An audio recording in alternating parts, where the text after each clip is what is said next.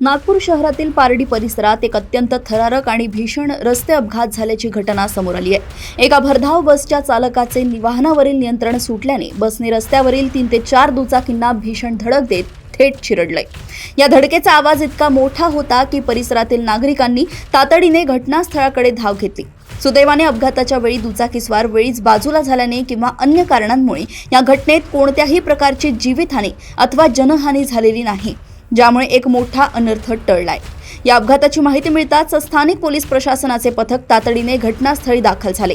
पोलिसांनी अपघातग्रस्त वाहने बाजूला करून रस्त्यावरील वाहतूक कोंडी सुरळीत केली आणि घटनेचा पंचनामा करत सविस्तर आढावा घेतलाय। बस चालकाच्या बेजबाबदारपणामुळे किंवा तांत्रिक बिघाडामुळे हा अपघात कसा झाला या दृष्टीने पोलिसांकडून तपास केला जातोय। या प्रकरणी पारडी पोलीस ठाण्यात अपघाताची नोंद करण्यात आली असून पोलीस पुढील कायदेशीर कारवाई आणि तपास करतायत।